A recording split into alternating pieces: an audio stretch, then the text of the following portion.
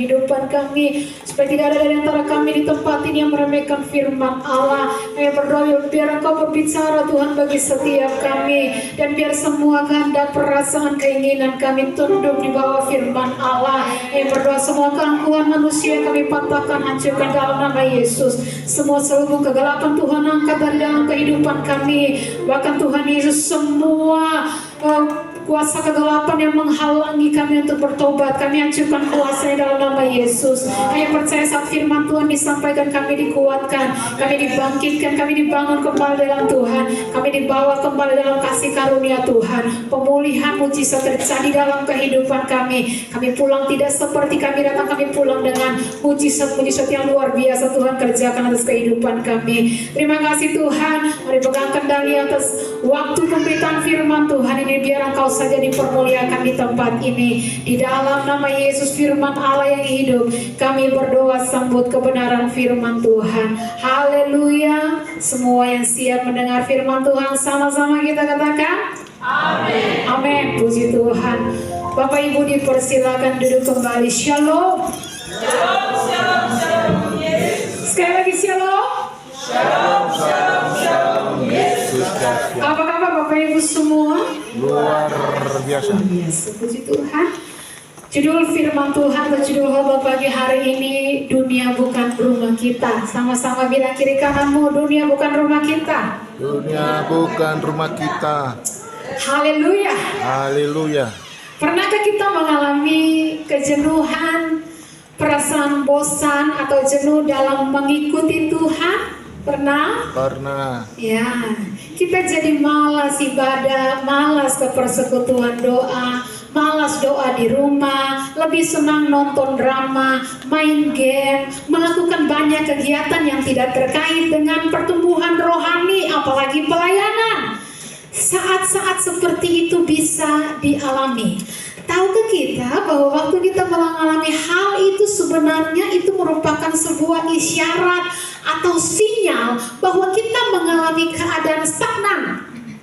Ya, kita mengalami keadaan stagnan, keadaan tidak bertumbuh. Keadaan rohani yang tidak bertumbuh ditandai dengan perasaan jenuh, bosan mengikuti atau menjalani kehidupan rohani atau kegiatan yang dapat membangun iman. Nah, justru dalam keadaan seperti itu, mestinya dalam keadaan seperti itu kita bertindak keluar dari keadaan tersebut. Kita harus paksa diri kita untuk berdoa, baca firman Tuhan, untuk beribadah, meninggalkan hal-hal kegiatan-kegiatan yang tidak membangun iman kita, dan itu tergantung dari diri kita sendiri.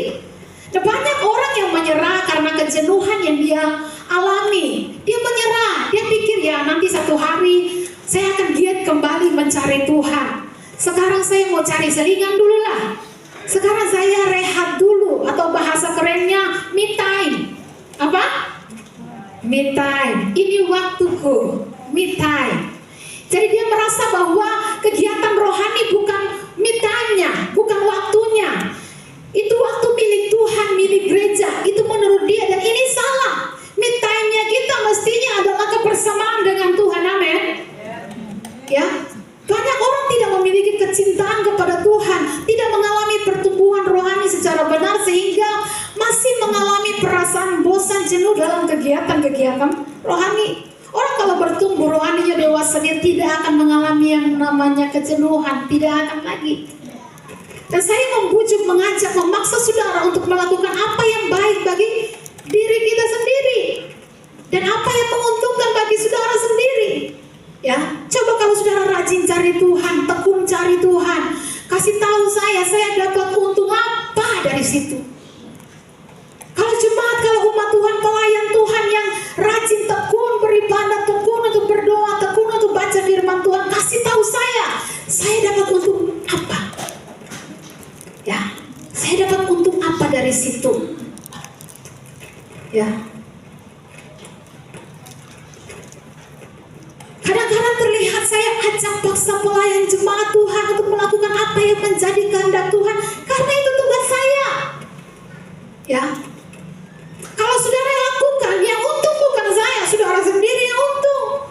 Saudara, kita katakan cari dahulu kerajaan Allah dan kebenaran, maka segala sesuatu akan ditambahkan kepada siapa? Kepadamu. kepadamu, bukan kepadanya.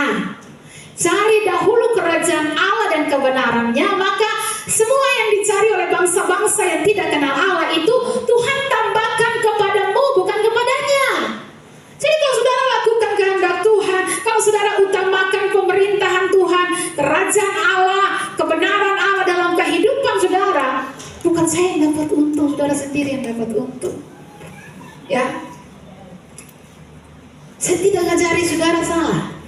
Ya, saudara mengikuti apa yang saya ajarkan, itu tidak ada ruginya. Yang dirugikan itu dagingmu, nafsu-nafsu rendahan seperti Esau yang akhirnya kehilangan kesempatannya. Ya, nafsu-nafsu rendah, ambisi-ambisi pribadi yang membinasakan saudara. Tidak ada ruginya saudara mengikuti apa yang dikatakan firman Tuhan. Sebaliknya yang kita dapatkan untung. Ya.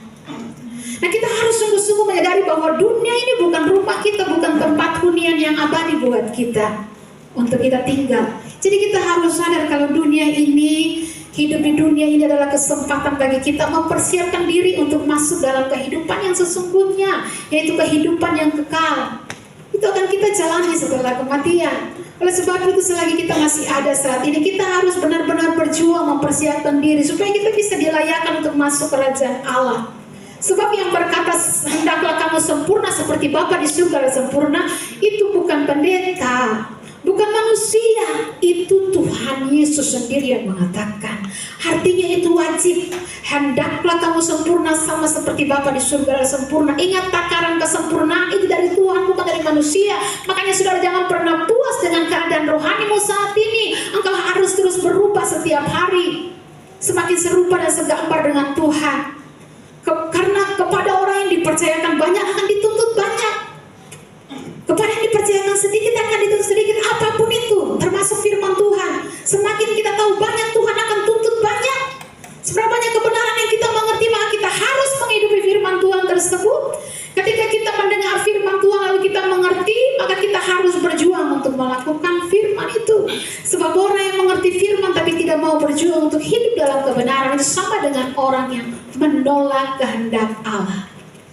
Kenapa bisa terjadi seperti itu? Karena kita terlanjur nyaman hidup menurut cara dunia yang tidak sesuai dengan kehendak Tuhan. Dan kita menikmati.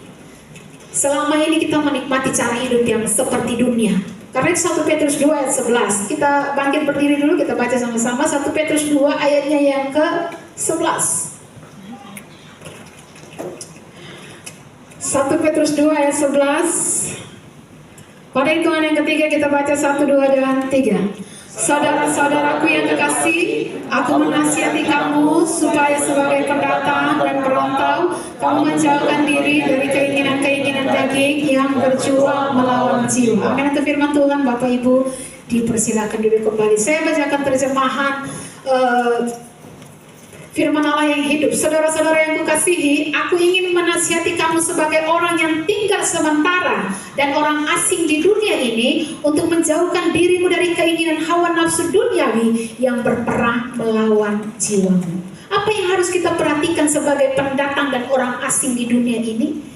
Jauhkan diri dari keinginan hawa nafsu dunia ini. Kita bersyukur kita memiliki kesempatan untuk bisa mengenal Tuhan Yesus Kristus. Kesempatan yang nantinya akan saudara sadari sebagai kesempatan yang sangat mahal, sangat berharga. Karena dengan kesempatan ini saudara bisa menjadi anak-anak Allah. Anak-anak Allah hari ini dipandang sebagai satu status yang remeh, dipandang sebelah mata. Sesuatu yang biasa, oh anak Tuhan, oh iya biasalah, ya. Tapi suatu hari nanti orang akan menyadari betapa hebat menjadi anak-anak Allah di kekekalan. Apalagi kalau melihat orang-orang yang terbuang dari hadirat Allah kekal selama-lamanya. Betapa mengerikan keadaan orang-orang yang terbuang dari hadirat Allah di kekekalan. Syukur kepada Tuhan atas kesempatan untuk belajar dan mengalami perubahan yang diperintahkan oleh Tuhan dalam amanat agungnya. Jadikan semua bangsa murid Kristus. Kesempatan untuk belajar kehidupan sebagai anak Allah. Itu sebabnya sadari bahwa menjadi orang Kristen bukan hanya memiliki jaminan hidup kekal, bukan hanya memiliki jaminan masuk surga, tapi menjadi orang Kristen juga kita memiliki kesempatan untuk mengalami perubahan. Sebab jaminan hidup kekal, jaminan masuk surga akan jadi sia-sia Artinya kita tidak akan masuk dalam kerajaan surga kalau seseorang tidak mengalami perubahan dalam hidupnya. Perubahan harus dipandang sebagai berkat, ya, dan itu keharusan yang benar-benar harus semua orang alami. Bukan hanya anak sekolah minggu, bukan hanya remaja, pemuda atau dewasa muda yang harus mengalami perubahan, tapi semua kita, bahkan kita yang mungkin sudah usia di atas 50-an. Ya, waktu kita tinggal beberapa tahun lagi di dunia ini, kita tidak boleh berhenti berubah. Itu sebabnya Roma 12 ayatnya yang kedua. Jangan menjadi serupa dengan dunia ini, tetapi berubahlah oleh pembaharuan budimu, supaya kamu dapat membedakan, sehingga kamu dapat membedakan manakah kehendak Allah, apa yang baik, yang berkenan kepada Allah, dan yang sempurna. Ya, mengerti kehendak Allah, apa yang baik, yang berkenan kepada Allah, dan yang sempurna. Ini bukan hanya perlu untuk anak-anak sekolah minggu atau remaja atau pemuda, tapi juga orang tua. Apalagi Bapak Ibu yang sudah mendekati hari-hari terakhir, sebelum tutup mata kita harus lebih giat untuk belajar bertumbuh, mengalami perubahan, lebih giat untuk mengerti apa yang dikehendaki Allah dalam hidup ini. Jangan menjadi serupa dengan dunia ini, kita harus berubah, terus berubah oleh pembaharuan pikiran kita. Berubah yang bagaimana? Yang intinya supaya kamu dapat membedakan mana kehendak Allah, mana yang bukan kehendak Allah, mana kehendak Allah, mana kehendakmu, mana kepentingan Allah, mana kepentinganmu, mana kesenangan Allah, mana kesenanganmu. Supaya kamu dapat membedakan apa yang baik, bukan baik kepada orang, tapi baik kepada Allah. Apa yang berkenan kepada Allah dan yang sempurna. Itu yang membuat kita berbeda dengan dunia ini. Sebab dunia ini tidak peduli dengan apa yang menjadi kehendak Allah. Ya, dunia ini hanya peduli dengan apa yang menjadi kehendak sendiri. Dunia tidak peduli apa yang berkenan kepada Allah. Yang dunia peduli apa yang berkenan kepada orang. Asal Bapak senang, ya. Apalagi kalau Bapak punya banyak uang, asal Bapak senang. Ya, dunia tidak peduli apa yang menjadi kehendak Tuhan, apa yang berkenan kepada Tuhan. Yang dunia peduli supaya orang senang dengan beta. Yang dunia peduli supaya orang berkenan kepada saya. Bagaimana kehendak saya sendiri, itu yang dunia pedulikan. Itu yang penting buat dunia. Ya, yang penting bagi orang-orang dunia hari ini apa yang baik menurutnya, yang berkenan kepada manusia, yang bisa bikin manusia senang, itu yang penting buat dunia. Jadi kalau kehendak kita, perasaan kita lebih penting, lebih kuat dari kehendak Tuhan, ya, lebih penting dari suara Tuhan, itu model dunia. Kita dengar firman Tuhan, lalu tidak sesuai dengan kita punya kehendak. Saat firman bikin kita tersinggung, perasaan kita dikorek, firman Tuhan jangan begitu dong.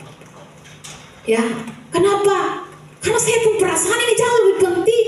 Saya pun kehendak jauh lebih penting dari kehendak Tuhan. Saya punya kehendak ini, saya punya perasaan jauh lebih penting dari firman Tuhan. Rubah. Ini model dunia. Ya. Firman Tuhan, kehendak Tuhan harus diselaraskan dengan saya punya kehendak. Harus menyenangkan saya dong. Harus jaga perasaan manusia. Supaya lebih banyak orang. Ini model dunia, tapi tampil sebagai hamba Tuhan. 2 Korintus 11 ayat 14-15. 2 Korintus 11 ayat 14-15. Saya bacakan terjemahan sederhananya, saudara bisa lihat terjemahan barunya di depan. Hal itu tidak mengherankan sebab setan pun sering menyamar sebagai malaikat terang, pembawa pesan Allah supaya bisa menipu manusia. Jadi bukan hal aneh kalau hamba-hamba iblis juga tampil seperti hamba Allah. Pada akhirnya nanti mereka akan mendapat ganjaran sesuai perbuatan mereka. Yang saya mau ikut Tuhan tuh, yang saya mau dalam kerohanian tuh, jangan menderita sedikit pun. Ya, jangan sampai sing enak Tuhan, jangan sampai sing sesuai beta pun mau. Kalau sing sesuai beta pun mau, kalau sing enak berbeda, beta saya mau Tuhan yang itu. Ya, kita ingin hubungan kita dengan Tuhan yang serba mengenakan kita. Ya, Tuhan, Kalau ikut Tuhan jadi sulit, harus pikul salib, sangkal diri. Ya, saya tidak mau. Kalau bisa saya jangan repot Tuhan. Saya tukar saja dengan kebebasan. Ya, sangkal diri saya tukar Tuhan yang seperti saya tukar dengan kebebasan. Yang penting saya masih agama Kristen, masih melayani. Ya, sih usah terlalu tunduk 100% per Tuhan lah. Yang penting masih jadi orang baik, sehat sama orang. Betul mau tuh ikut Tuhan tuh yang begitu, sedap. Sebenarnya siapa yang Tuhan? Siapa yang Tuhan? Saudara atau Tuhan? Kita atau Tuhan, kita atur. Tuhan kalau bisa kalau ikut Tuhan tuh, beta saya mau yang saya enak, mesti enak berbeda. Kalau yang saya enak, saya nyaman berbeda, beta saya mau. Kita jadi Tuhan atas hidup kita sendiri. Sebab menyangkal diri artinya kita melepaskan diri dari ruang kemudi hidup kita dan mengizinkan Tuhan yang mengemudikan dan menentukan hidup kita. Jadi bukan lagi kita yang nomor satu, tapi kehendak kemauan Tuhan yang nomor satu. Bukan lagi apa yang kita mau yang kita kehendaki yang penting, tapi apa yang Tuhan mau itu yang penting. Bukan lagi apa yang menurut kita baik itu yang penting, tapi apa yang menurut Tuhan baik itu yang penting. Bukan lagi apa yang berkenan kepada orang itu yang nomor satu, itu yang penting, tapi apa yang berkenan kepada Tuhan itu yang nomor satu, itu yang penting. Itulah yang Tuhan maksud, jangan menjadi serupa dengan dunia, supaya kamu bisa membedakan, berubah terus oleh pembaruan pikiran, setiap hari berubah, supaya kamu bisa membedakan mana kehendak Allah, mana yang bukan kehendak Allah, tapi itu kehendakmu sendiri. Ya, itu yang Tuhan maksud, jangan serupa dengan dunia, harus terus berubah oleh pembaruan pikiran, supaya bisa membedakan apa yang berkenan kepada Allah dan yang sempurna. Sebab kalau kita tetap serupa dengan dunia, yang kehendaknya lebih penting dari kehendak Tuhan, binasa. Maka Tuhan ulang-ulang bilang, berusahalah untuk mengerti kehendak Tuhan. Dalam pembacaan kita tadi sudah kita baca, ya, supaya kita bisa membedakan mana kehendak Allah. Efesus 5 lagi, ayat 15 sampai 17. Efesus 5 ayat 15 sampai 17. Karena itu, perhatikan dengan saksama bagaimana kamu hidup.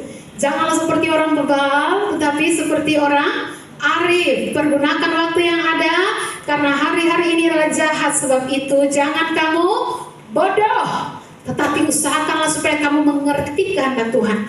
Artinya bahwa orang yang tidak mau mengerti kehendak Tuhan itu menurut Tuhan bodoh.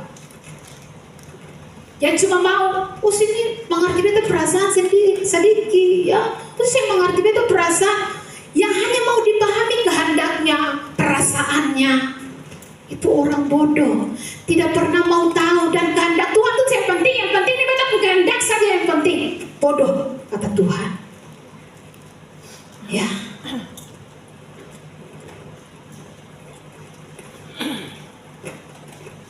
Seruan pertobatan, ya, akan selalu menjadi seruan untuk membuka jalan bagi kedatangan Kristus. Karena yang tadi saya katakan, jangan pernah berhenti berubah, berusaha untuk hidup sesuai kehendak Tuhan, berkenan kepada Tuhan. Dan seruan pertobatan ini selalu menjadi pembuka jalan untuk kedatangan Kristus. Kedatangan Kristus pertama, Yohanes Pembaptis diperintahkan untuk serukan pertobatan kepada semua orang. Bertobatlah sebab kerajaan surga sudah dekat. Bahkan jauh sebelum Yohanes Pembaptis, Nuh, Tuhan perintahkan. Tuhan katakan kepada Nuh, saya akan datang memusnahkan dunia ini dengan air bah. Karena itu, sampaikan kepada semua orang bertobat. Saudara, Nuh khotbah tentang pertobatan itu bukan 10-20 tahun, 120 tahun dia sampaikan tentang pertobatan. Tapi dari khotbahnya selama 120 tahun yang cuma satu temanya, yang satu judulnya pertobatan itu, tidak ada satu orang pun yang bertobat. Apakah setelah 30 tahun, 40 tahun dia sampaikan firman Tuhan tidak ada yang bertobat? Dia bilang kayaknya kita stop aja, saya ada yang bertobat nih. Dia cuma tunduk saja, taat saja pada perintah Tuhan. 120 tahun dia berkhotbah, ajak semua orang bertobat. Berapa yang bertobat? Tidak ada satupun. Berapa yang selamat dari air bah? Tidak ada. Cuma Nuh saja yang dia keluarga. Zaman siapa lagi? Sodom dan Gomora. Ketika Tuhan berfirman Tuhan akan datang dengan api dan belerang, memusnahkan dua kota ini, Sodom, Gomora. Ya, berapa yang bertobat? Tidak ada. Berapa yang selamat? Tidak ada. Cuman Abraham pun keluarga keponakan satu tuh, Lot, dan dia punya anak 2. Itu saja yang selamat. Ya, semua mati. Tidak mau bertobat, mati. Zaman Yunus, Niniwe menjadi kota yang sangat jahat. Lalu Tuhan suruh Yunus pergi ke Niniwe, kasih tahu 40 hari lagi saya akan tunggang balikan Niniwe. Dan Yunus pergi kasih tahu. Saya sampai 120 tahun Yunus khotbah. 1 kali saja Yunus khotbah. Niniwe memutuskan untuk bertobat. Dari rajanya, pemimpinnya menyerukan seluruh masyarakat pertobatan massal. Semua berpuasa, duduk di atas abu tanda penyesalan atas dosa-dosa, menangis minta ampun per Tuhan, lalu bertobat. Saya mau tanya, berapa yang selamat? Semua Niniwe. Semua Niniwe Tuhan selamatkan. Kenapa? Mereka bertobat. Saudara, Tuhan tidak pernah kompromi. Ya, engkau bertobat engkau hidup, kau tidak bertobat mati, binasa, neraka. Ya, itu Tuhan punya kehendak. Tapi semua orang di zamanmu juga punya kehendak. Tuhan punya kehendak, doa harus bertobat. Tapi orang-orang zamanmu juga punya kehendak. Yang kehendak mereka adalah hidup yang berpusat pada hidup di dunia ini. Makanya Matius 24, kedatangan Tuhan akan menjadi seperti pada zaman Nuh, di mana pada zaman itu orang hanya pusing, orang hanya sibuk dengan makan, minum, kawin, hal-hal yang sementara di dunia ini. Mereka tidak sibuk dengan mau bertobat ke cari Tuhan, mereka tidak sibuk dengan itu. Ya, dan Tuhan tidak pernah kompromi. Ya, bertobat hidup kekal, tidak bertobat mati dalam neraka.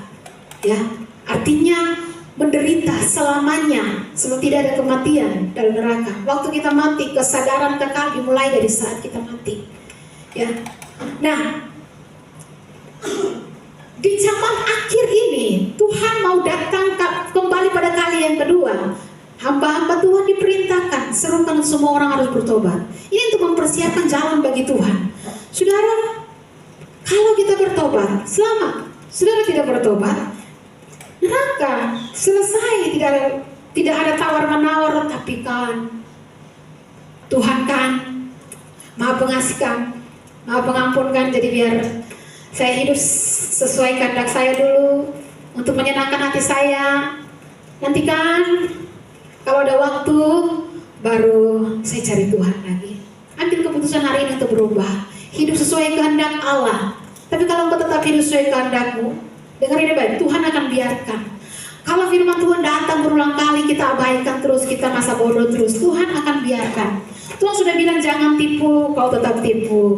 Tuhan bilang jangan judi, kau tetap judi online, tetap judi offline. Tuhan bilang hidup sesuai kehendak Tuhan, kau tetap utamakan kehendakmu, kesenanganmu, maka Tuhan akan biarkan. Engkau dibiarkan Tuhan mati sendiri. Kalau sudah ada dalam posisi seperti ini, ngeri saudara. Mau dengar firman seperti apapun tidak akan berubah.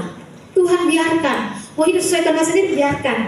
Ya, dibiarkan Tuhan hidup sesuka hati kita yang ujungnya adalah neraka selamanya. Tuhan biarkan. Nah, kuasa kegelapan memang sengaja membuat orang kehilangan fokus terhadap apa yang penting dalam hidupnya. Banyak hal dipandang penting dan dikondisikan begitu rupa sehingga orang tidak fokus pada apa yang penting dalam hidup ini. Dan hal ini lebih penting dari masalah keuangan, lebih penting dari masalah ekonomi, lebih penting dari masalah jodoh, pekerjaan, sakit penyakit. Lebih penting apa itu? Kesiapan diri di hadapan Tuhan. Dan seharusnya orang menganggap ini satu-satunya yang penting dalam kehidupan. Banyak orang hanyut tenggelam dalam berbagai persoalan hidup, sehingga tidak menyadari bahwa waktu hidup yang diberikan kepadanya hampir habis. Kuotanya hampir habis. Dan kalau sudah habis dan dia belum siap menghadap Tuhan, ngeri saudara, ngeri. Kuasa kegelapan membuat hal ini dipandang tidak penting. Bahkan seakan-akan tidak perlu dipikirkan itu kekekalan. Mempersiapkan itu untuk kekekalan tidak usah dipikirkanlah. Padahal ini hal yang penting dalam hidup. Satu-satunya yang mesti kita pandang sangat penting yaitu bagaimana suatu hari saya dan saudara akan berdiri di hadapan tata pengadilan Allah. Dan saudara didapati berkenan di hadapan Allah. Ya, tadi pagi saya katakan, Beberapa kali saya di samping pembaringan orang yang di ujung mautnya ketika ajal menjemput, ya. Ketika saya dengan Ibu Gembala diminta untuk berdoa juga 1 kali, ya. Atau juga ada yang saya sendiri diminta untuk berdoa orang nafas-nafas terakhir, ya. Kalau mereka tidak siap meninggal, itu sangat nampak dari gerak mata mereka. Kegentaran itu sangat terlihat dari gerak mata mereka. Gerak mata mereka seperti mau mengungkapkan perasaan mereka, tapi mulutnya terkatup, pandangannya kosong, tanda kering harapan. Ngeri saudara, dia seperti mau, Tuhan jangan dulu, matanya saja yang bergerak, mulutnya tidak bisa terbuka karena sudah tidak kuat. Itu ngeri saudara, tidak siap. Apapun masalah hidup ini, sebesar apapun problema yang sedang kita hadapi saat ini, tidak ada artinya dengan keadaan ketika kita ada di ujung maut. Apalagi ketika engkau di hadapan tahta pengadilan Tuhan. Kalau saudara memikirkan ini dengan serius, saudara akan jauh lebih kuat dalam iman, lebih kokoh, lebih tabah menghadapi persoalan, problema dalam hidup. Ada orang-orang dalam keadaan putus asa, dia mau bunuh diri. Dia pikir dengan bunuh diri akan membuat dia berhenti dari segala penderitaan, ya. Dia pikir dengan bunuh diri bisa melupakan kekecewaan, bisa lari dari keadaan yang tidak dia suka. Padahal ketika dia bunuh diri, dia sedang membawa dirinya ke keadaan yang paling mengerikan. Seperti saya katakan, kematian itu tidak menghentikan kesadaran. Justru kematian itu awal dari kesadaran kekal. Kalau orang masih hidup, kalau kita masih hidup, kita bisa tidur pulas, tidak pikir apa-apa, tidak sadar. Tapi kalau orang meninggal dunia, dia tidak tidur lagi, sadar terus, kekal, kesadaran kekal itu. Makanya Tuhan menjelaskan tentang realita kekekalan dalam Lukas 16, dalam peristiwa tentang Lazarus dan orang kaya. Orang kaya itu menderita kekal dan dia sadar terus. Dia bisa kenal itu Bapak Abraham, dia bisa kenal itu Lazarus, sadar terus. Ya, sadarlah bapak-bapak, ibu-ibu, nyong-nyong dan nona-nona, siapapun yang mendengar firman ini, sadarlah. Hidup kita di dunia ini benar-benar singkat.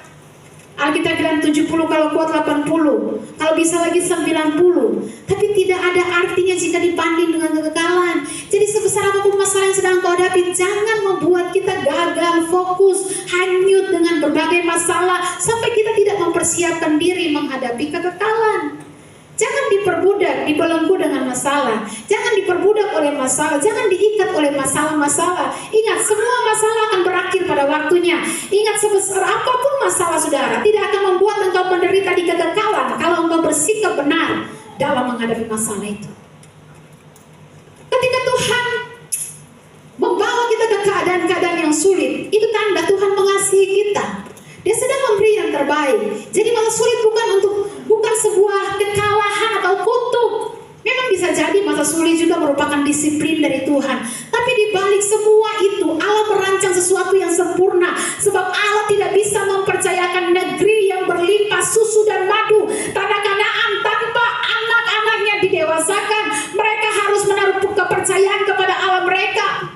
Kalau kita mempercayai seorang hanya karena orang itu kita pandang baik menurut perspektifnya kita, itu tidak benar. Satu kali itu akan ribut dengan dia. Ya.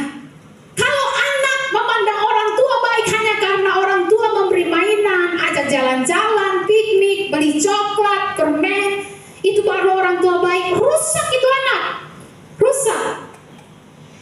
Kalau taunya cuma orang tua baik, orang tua saya baik, kalau dia memenuhi semua keinginan saya, maka satu kali anak itu akan jadi pemberontak. Orang tua punya rancangan, suatu hari nanti kamu harus sekolah, kamu harus punya gelar, punya skill untuk bisa bekerja menghasilkan uang. Nah, kalau anak sudah umur 7 tahun dipukul orang tuanya, bangun di sekolah, itu bukan orang tua jahat, itu orang tua baik. Amin. Kalau dulu semua permintaan selalu dituruti, ada saat di mana orang tua mulai menyeleksi apa yang perlu dan apa yang tidak perlu. Tidak sedikit anak-anak rusak karena dimanja orang tua, overproteksi, dan apa yang diminta selalu dituruti. Rusak itu anak. Tuhan mau hubungan antara Tuhan dengan bangsa Israel itu harmoni. Maka ingat, Allah patut dan wajib dihormati walaupun keadaan kita lagi kalang kabut, kacau, lagi lagi keadaan sulit, seakan-akan Tuhan tinggalkan kita, seakan-akan Tuhan tidak ada, seakan-akan Tuhan diam ketika kita punya masalah. Dengarin baik, Tuhan layak tetap dipercaya. Ya, di situ Tuhan mau menguji seberapa kita menghormati Dia. Bangsa Israel tidak menghormati Tuhan. Mereka memandang rendah Tuhan. Mereka memandang Allah setia ketika Allah mengabulkan, memberikan apa yang mereka minta. Ketika Allah membiarkan mereka menderita, mereka pandang Allah sebagai Allah yang jahat. Mereka memandang rendah Tuhan, sehingga mereka berkata, apa tidak ada kuburan di Mesir, maka kau bawa kami keluar dari Mesir untuk mati di padang gurun ini? Mereka pikir Allah itu algojo, tukang bunuh orang. Kurang ajar mereka. Allah tidak pernah memberi yang tidak baik. Dia selalu memberikan yang terbaik. Walaupun menurut kita itu sial, tapi percayalah Allah sangat bijaksana. Alkitab katakan tidak semua bangsa Israel yang keluar dari Mesir itu masuk Kanaan. Salah satu ranjau yang menggagalkan mereka masuk Kanaan adalah bersungut-sungut. Dan ingat bahwa Alkitab mencatat Israel adalah peringatan bagi kita yang hidup di akhir zaman. Hati-hati saudara, ini tidak mudah. Kalau kita menghormati Allah kita, belajar mempercayai Dia, apapun keadaan yang kita alami saat ini, percayalah kita pasti bisa melewatinya. Dan sering Tuhan membawa kita ke jalan yang tidak jelas, tapi jalan terus, engkau bisa melewatinya. Abraham tidak tahu dia mau pergi kemana, tapi dia jalan terus saja. Jangan bersungut, hormati Tuhan. Tentu menghormati Tuhan bukan hanya dengan tidak bersungut-sungut, tapi juga hidup dalam kebenaran, kesucian, kekudusan. Setiap detik, perhatikan setiap kata yang kau ucapkan, setiap hal yang kau pikirkan, perhatikan itu. Apa yang menjadi perenunganmu, perhatikan. Menghormati Tuhan artinya jaga hati, jaga pikiran, perkataan, perbuatan dari yang tidak benar. Dan Tuhan pasti akan menolong kita, pasti. Dan harusnya masalah-masalah yang kita hadapi membuat kita mengarahkan diri kepada Tuhan. Amin. Masalah-masalah yang kita hadapi harusnya membuat kita mengarahkan diri kepada Tuhan. Sebab kalau orang terus nyaman hidupnya, senang terus, dia akan menjadi sombong. Dia tidak peduli lagi dengan kekekalan, tidak butuh Tuhan. Nah, untuk apa memikirkan kekekalan di dunia? Tadi Subhangon Firdaus di dunia semua baik. Untuk apa berdoa? Ya, semua keadaan saya baik. Untuk apa cari Tuhan? Saya konseling dengan seorang ibu yang mau bunuh diri. Dia orang di luar Song lagi, bukan jemaat sini. Beberapa kali ikut ibadah online. Kita punya orang yang ikut ibadah online lebih banyak dari yang ikut ibadah secara langsung, ya. Dan dia telepon, ibu, saya punya banyak masalah, saya ingin bunuh diri, ya. Kenapa ibu? Saya merasa gagal, saya ingin bunuh diri. Saya punya suami tidak setia, selingkuh. Saya punya anak-anak pemberontak, bu. Dan banyak masalah dalam hidup. Kami punya keuangan juga, kami miskin, bu. Ya. Kami punya keuangan tidak baik, ekonomi yang amburadul. Kami punya banyak masalah dalam hidup. Saya bilang, ibu, kalau ibu punya suami baik, kalau ibu punya anak baik, ekonomi baik, keuangan baik, kalau semua baik, potensi besar ibu masuk neraka, sangat besar. Kenapa? Karena ibu tidak akan merasa membutuhkan Tuhan. Ibu tidak akan memikirkan kekekalan.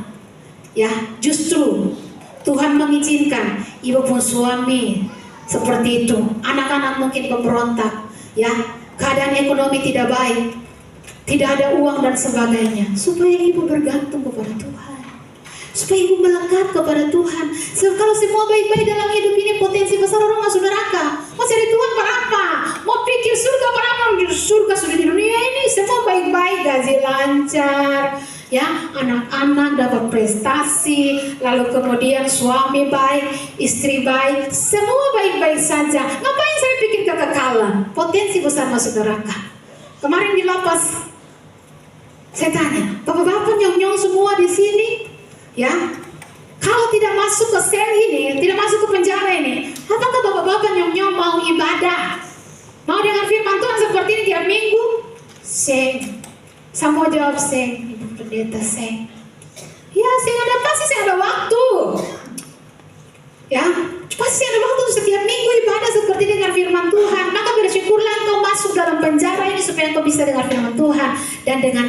bisa mempersiapkan hidupmu untuk kekekalan. Banyak orang sombong, angkuh. Apalagi kalau punya uang banyak, punya jabatan, sewenang-wenang terhadap orang lain, sesuka hati terhadap Tuhan.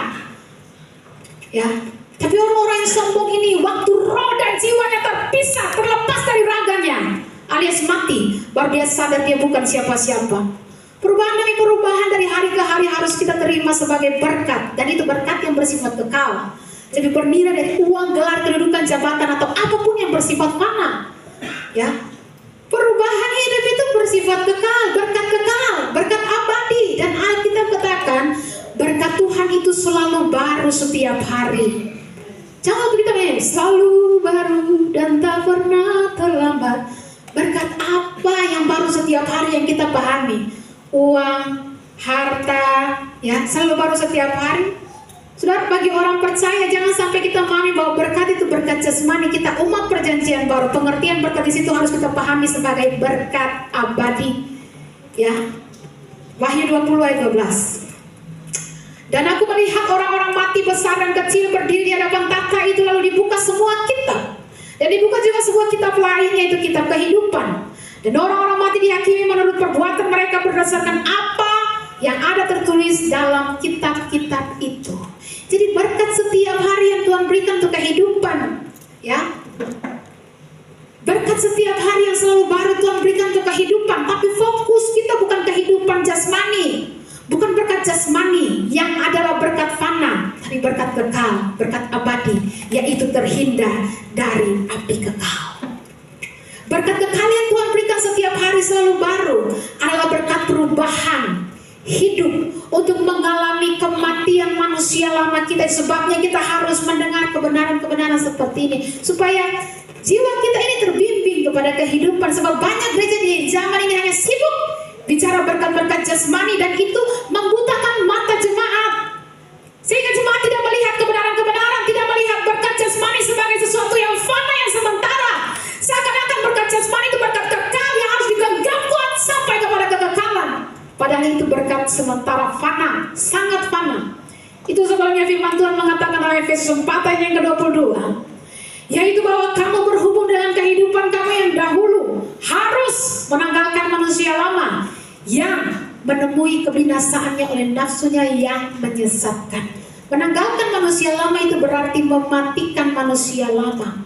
Dan proses mematikan manusia lama itu bukan sesuatu yang sederhana, bukan sesuatu yang mudah, itu sesuatu yang sulit. Karena kita telah memiliki manusia lama itu sejak kita lahir, sejak kita remaja muda. Kita membangun cara hidup dan berpikir yang sudah melekat. Karena itu mematikan manusia lama itu proses yang tidak mudah. Makanya ada orang yang tidak senang dengan firman Tuhan yang seperti ini. Sebab katanya tidak enak, tidak nyaman. Ya memang yang betul harus menderita tidak enak dengan daging kita. Sebab itu Tuhan ajak kita untuk menyerahkan nyawa itu tidak enak. Sebab nyawa itu artinya kesenangan hidup. Matius 16 ayat 25. Firman Tuhan berkata begini, karena barang siapa mau menyelamatkan nyawanya, ia akan kehilangan nyawanya. Tapi barang siapa kehilangan nyawanya karena aku, ia akan memperolehnya. Waktu Tuhan ajak kita ikut dia, Tuhan bilang, siapa yang sayang-sayang nyawanya, siapa yang tidak mau kehilangan kesenangan hidupnya, dia akan kehilangan nyawanya. Tapi barang siapa kehilangan nyawanya, kesenangan hidupnya karena aku, kata Tuhan, dia akan memperolehnya. Ya, makanya saya selalu katakan, dalam hidup ini tidak ada yang gratis. Bapak Ibu makan di warung, setelah selesai makan tuh bayar. Ya, begitu juga dengan hidup ini. Apa yang kita lakukan dalam hidup ini, kita akan bayar di kekekalan. Selama kita hidup hanya untuk menyenangkan hati kita, hanya untuk kesenangan kita, hidup sesuai dengan kehendak kita akan bayar di kekekalan. Kita akan bayar dengan hidup kita di kekekalan. Binasa.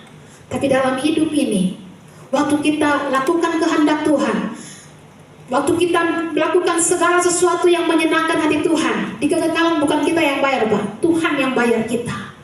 Sekecil apapun yang engkau lakukan untuk menyenangkan hati Tuhan, di kekekalan bukan engkau yang bayar, Tuhan yang akan bayar engkau. Ya. Dan orang-orang ini, ya, orang yang tidak mau kehilangan kesenangan hidup, tidak mau kehilangan nyawa menjadikan Tuhan sebagai kebahagiaannya.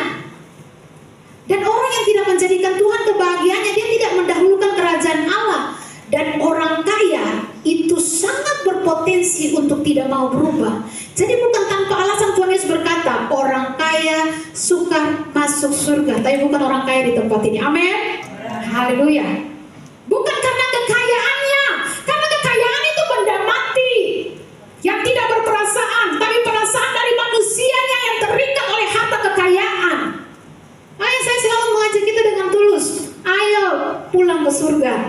Dunia bukan rumah kita.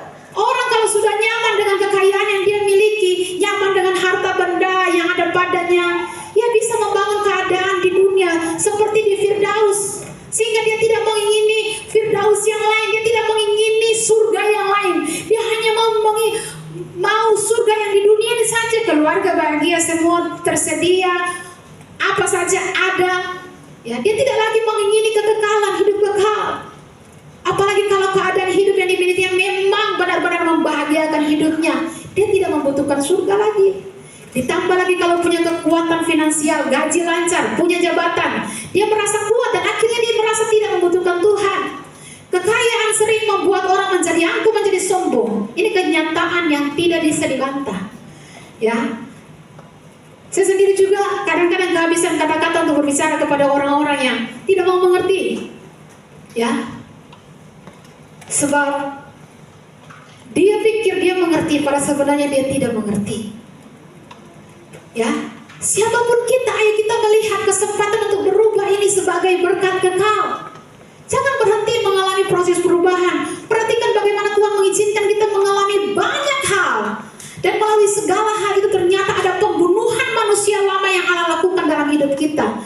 Karena itu kita harus menyadari kehidupan yang Allah kehendaki itu seperti apa, yang bagaimana yang bisa terwujud dalam hidup kita. Itulah sebabnya kita harus terus belajar kebenaran firman Tuhan.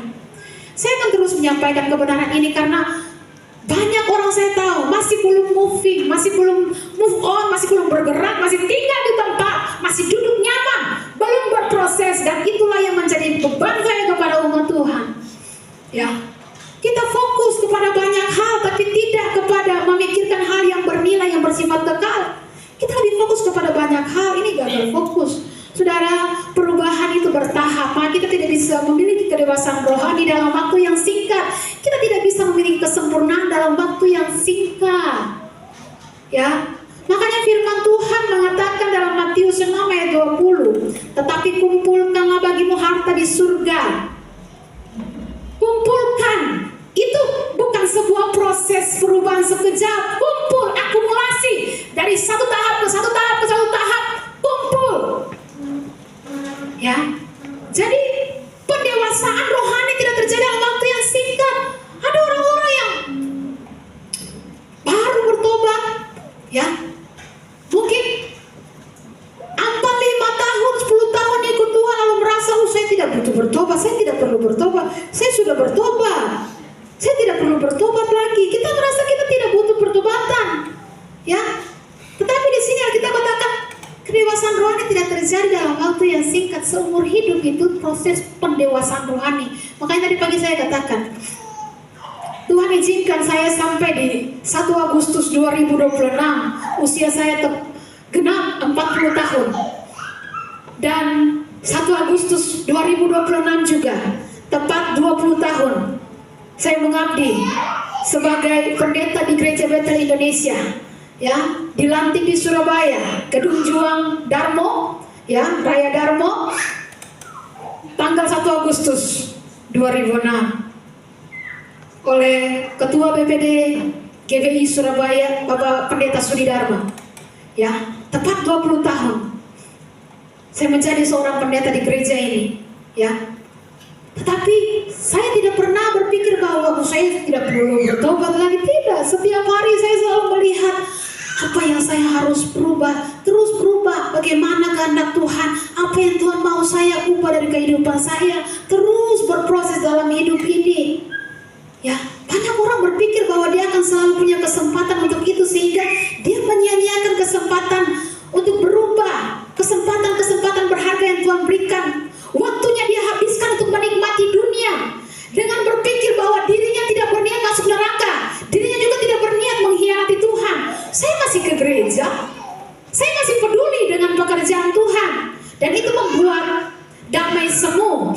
diri.